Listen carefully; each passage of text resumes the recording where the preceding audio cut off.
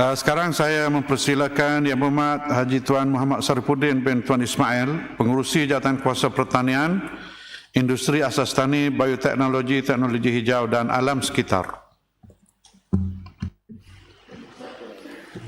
Bismillahirrahmanirrahim.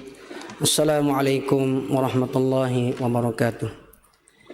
Yang Berhormat Datuk Speaker, terima kasih di atas ruang yang diberikan kepada saya untuk membuat penggulungan di atas perbahasan kita ucapkan perasmian penggal ketiga Dewan Negeri Kelantan yang ke-14 tahun 2020. Saya memulakan dengan firman Allah Subhanahu wa taala, "Falyabudu rabb hadzal bait alladzi at'amahum min ju'in wa amanahum min khauf." Quraisy ayat 4, 3 dan 4. Menjunjung titah tuanku dalam merealisasikan Kelantan sebagai jelapan makanan negara, ia telah disentuh oleh perbahasan oleh beberapa adun ahli dewan. Ayat ini telah memberi suatu pengiktirafan kepada dunia bahawa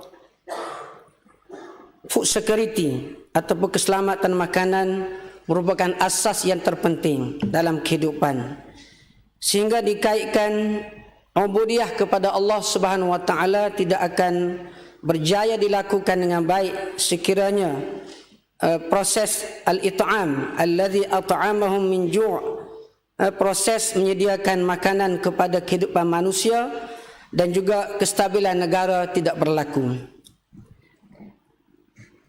Keperluan mengadakan bekalan makanan yang secukupnya sebagai keselamatan makanan dan food security telah menjadi perhatian ketika dunia dilanda pelbagai krisis bencana alam atau krisis buatan manusia yang menggugat pengeluaran makanan.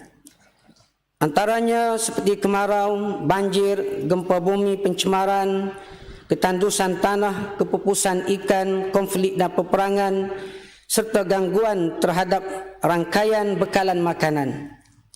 Wabak pandemik COVID-19 yang sedang kita hadapi buat masa ini semakin membuka minda dan perhatian kita betapa penting sektor ini dibangunkan tanpa sebaran alasan.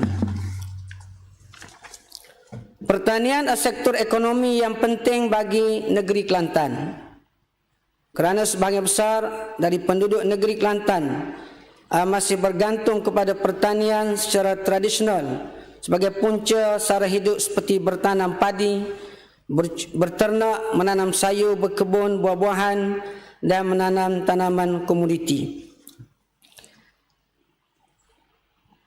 Jika dilihat dalam konteks yang lebih luas, asas yang sedia ada sangat kukuh dalam pertanian di negeri kita, di mana Kelantan dianggap sebagai jelapan makanan dan pengeluar hasil padi yang kedua terbesar di dalam negara. Selaras dengan hasrat kerajaan untuk menjadikan Kelantan sebagai jelapan makanan negara, pelbagai langkah yang telah dilaksanakan berpandukan kepada pendekatan berikut.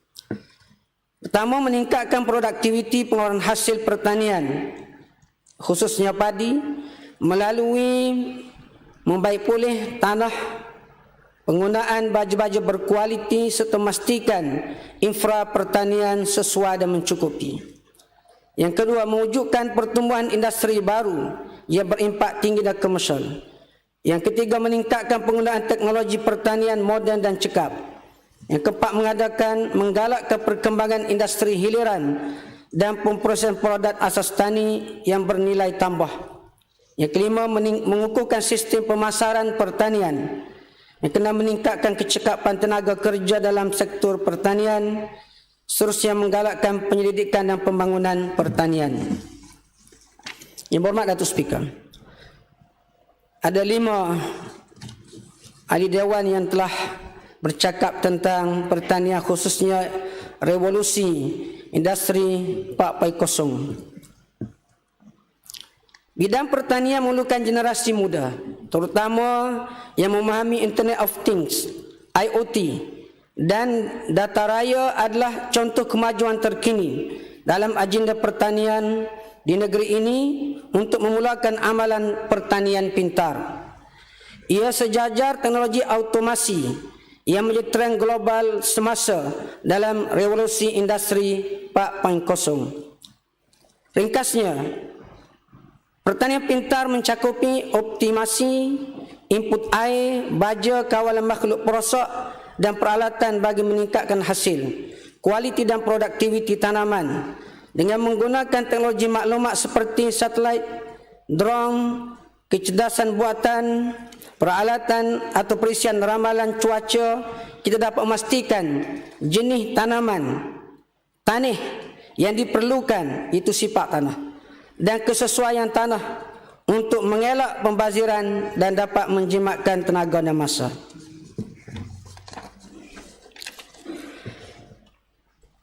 Teknologi digital mampu membentuk suatu lingkungan yang mendukung terjalinnya sebuah hubungan timbal balik antara penggunanya. Selain itu, kemajuan teknologi digital di era revolusi industri 4.0 berpotensi mendukung pembangunan sektor pertanian melalui peningkatan produktiviti dan efisiensi kecepatan usaha tani. Yang berhormat Datuk Speaker, penggunaan kemudahan teknologi moden seperti drone tadi dan lain-lainnya sebenarnya memerlukan kepada beberapa bajet tambahan yang disentuh oleh beberapa ahli tentang keperluan. Bajet-bajet ini akan dimasukkan di dalam bajet tambahan untuk akan datang. Hakikat yang perlu diterima, kerajaan perlu membuat pelaburan agak besar bagi membangun prasarana pertanian digital ini. Jika tidak, revolusi pertanian 4.0 tak akan ke mana dan akan kembali ke takuk yang lama. InsyaAllah dalam perhatian pihak kerajaan. Saya amat bersetuju dengan cadangan Yang Berhormat Adung Gual Ipoh yang menyarankan projek tanaman sampingan selain daripada getah dan sawit diusulkan oleh para penoreh dan pesawit. Pelbagai teknik dan kaedah pertanian dan peternakan yang boleh dijalankan secara sampingan. Yang Berhormat Gucil ada menyebut perihal keperluan pendidikan pertanian di kalangan masyarakat, menghindari akan kepentingan penyebaran informasi dan pendidikan kepada masyarakat khususnya golongan muda atau belia diakui akan keperluan silibus atau modul Az-Zira'ah dalam bidang pertanian ini. Untuk makluman, kerajaan sedang menyiapkan modul Tunas Tani Al-Falah dan dalam fasa penyediaan buku tersebut. InsyaAllah yang kita akan mula terapkan kepada pelajar-pelajar di bawah seliaan Yayasan Islam Kelantan sebagai subjek tambahan.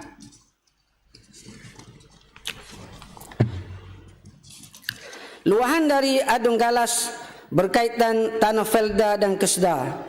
Cadangan Galas dipersetujui dan dalam tindakan pihak kerajaan, insya-Allah Disda, Fekrat, Lembaga Koko, Lembaga Kemajuan Ikan Malaysia dan pelbagai agensi persekutuan sedang berusaha bersama-sama kerana ruang perbincangan semakin mudah dan terbuka dengan agensi-agensi persekutuan ini. InsyaAllah sedikit masa nanti pelbagai kerjasama yang lebih erat akan dijalankan bagi membangkitkan lagi pembangunan sektor pertanian bersama agensi-agensi tersebut. Yang berhormat Datuk Speaker, untuk makluman, dalam kepayahan rakyat menghadapi wabak COVID-19, bantuan sejahtera tani COVID-19 merupakan sedikit inisiatif kerajaan dalam membantu para petani dan peternak yang terjejas akibat wabak pandemik ini. Sejumlah ringgit Malaysia 200,000 diperuntukkan kerajaan melalui Perbadanan Kemajuan Pertanian di Kelantan. itu melalui pembelian balik barangan daripada usahawan dan diagihkan kepada golongan asnaf yang memerlukan.